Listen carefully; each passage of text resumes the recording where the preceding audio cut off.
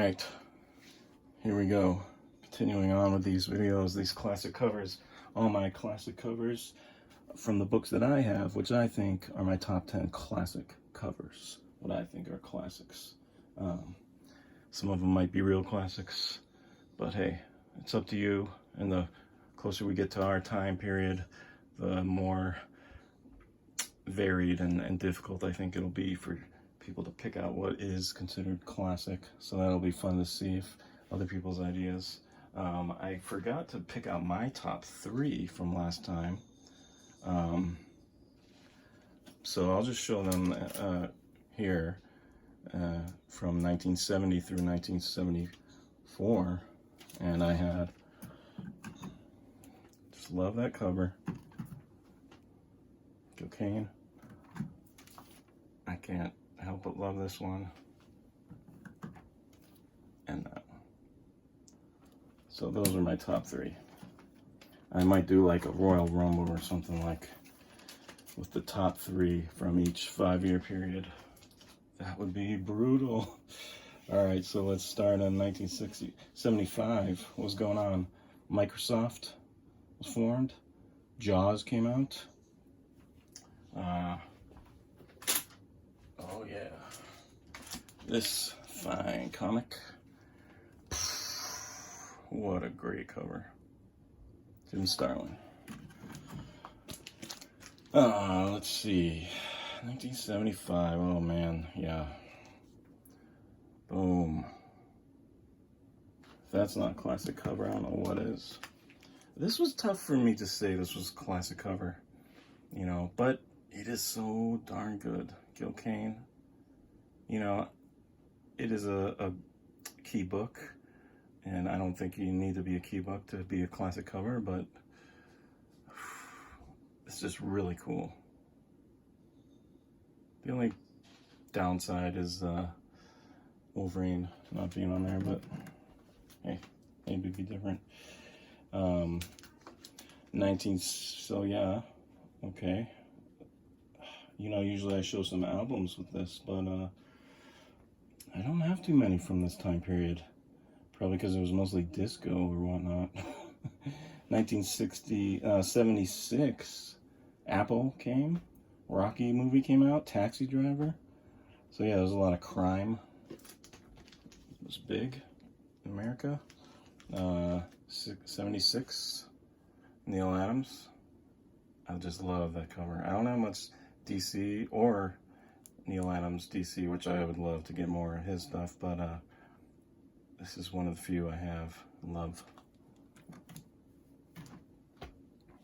And we got 1977. Oh, what a year. That's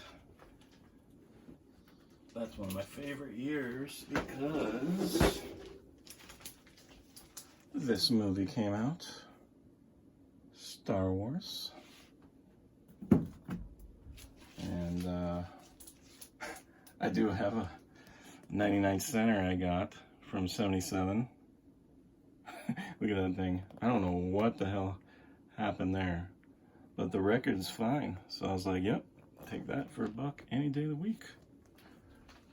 If you ever get that itch to hear that music, you know, it's pretty easy. And we got, oh, no, I haven't jumped too far. I almost jumped to 78. That would have been too advanced. All right, so we're still in 77. Elvis passed away. He was only 42. Can you believe that? Such an influence for only 42 years old. It's crazy. Just realized this light really sucks. Yeah, that's better. What else happened in 77? 77. Oh, that's interesting. I don't have... Oh, 76. So I missed a couple in 76, which was this one. And this one. Oh, man, I love... Okay, no. Yeah, I love that one. God, so good. Colors. Just something about there's just certain color combinations that really attract me, I don't know, design-wise or something, which I feel like they didn't before. But there's colors, I don't know how you say it, but it's like just got this comic book feel, like this joyfulness of that time period, or being a kid. Like this does not have it. Maybe you know, maybe this part is a little faded. I don't know. I always thought the color was decent on this, but when you compare it to that, oh man. Or this. Oh yeah. Well, it's got a lot of blacks. Anyway, let's keep going. 1978. That's when you got one of my 6-year-old daughter's favorite albums, the YMCA song. Man. And we had 1978, oh yeah, pretty early. The first Police album. This is a great album. It's got Roxanne on it.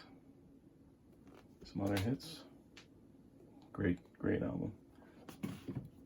And, 78, the first Walkman came out. Space Invaders came out.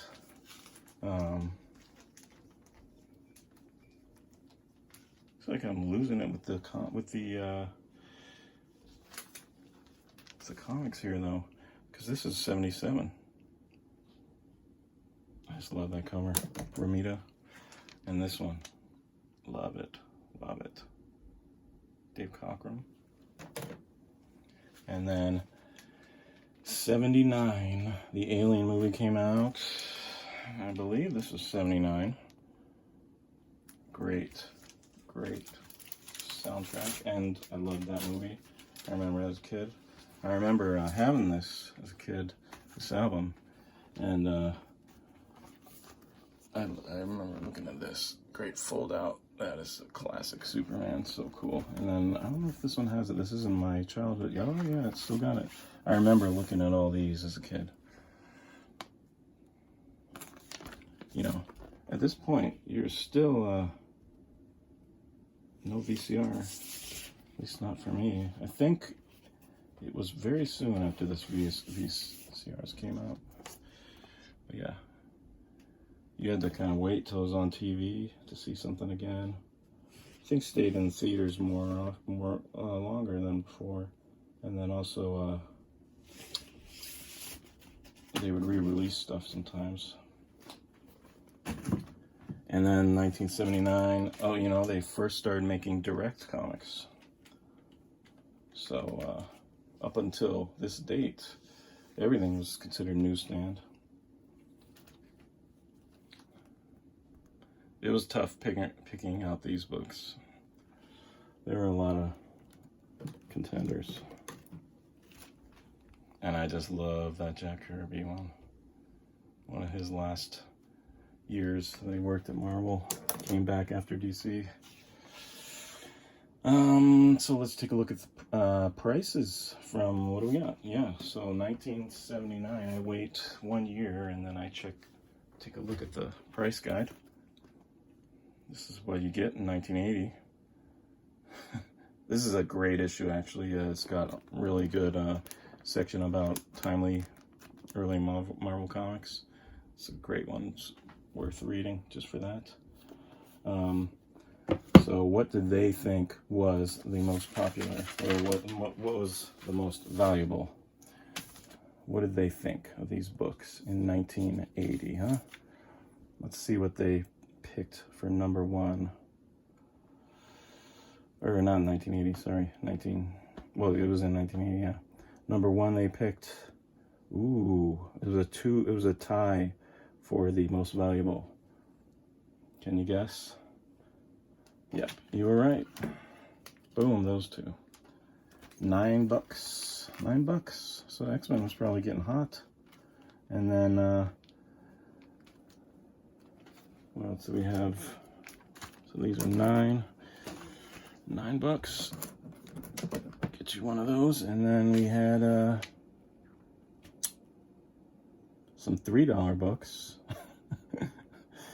All the other X-Men and the What If. Okay. $3. Huh. Then we had, yeah, only $1.80 for this guy. And then this was too new, 40 cents. Oh, so it was cover price. That's pretty funny. All right. So, and then today's prices, the kings of this era, still those two by far. 17, according to the latest Overstreet. This one was number one. 17, 1,700, 1,400. Not for these conditions, obviously. And then, oof, it drops hard. Can you guess? Yeah, this one. And then, oh man, it is. These comics just, you know, we'll see what tops $500 after these years. We'll see what there is. 155. Okay, so these guys are worth something. And then, yeah, these X-Men. The rest, these are not worth much. And let's see, I will do my top favorites, my top 3 for this year. These, I wish there was a word for every 5 years, because I like to say the decade, but yeah.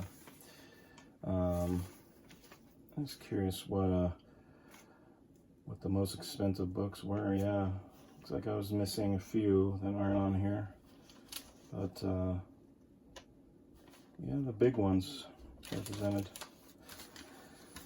My top 3, oh man, okay.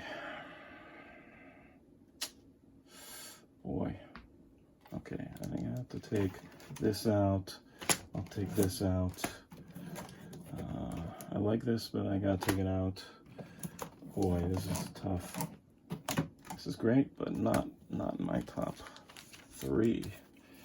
Classic covers. Oh man. I mean, okay, I gotta stay with this thing. This has to stay. And then, oh man, that is tough. Okay, gotta have that in there. I just love his run on that. On Strange Tales with the Warlock for 4 issues, and then into the Warlock series, starting with number 9, and then going through 15, and then there's also the conclusion of that first Thanos arc in the Avengers annual, I think number 7, and then also Marvel Team Up annual 2. Oh, that is a great read. I gotta read that again soon. Man, this is tough. I do like this one, but oh my gosh, this is tough. See how hard it gets? Okay, this is gotta go. Oh man, it's a toss-up. It's a toss-up between these two.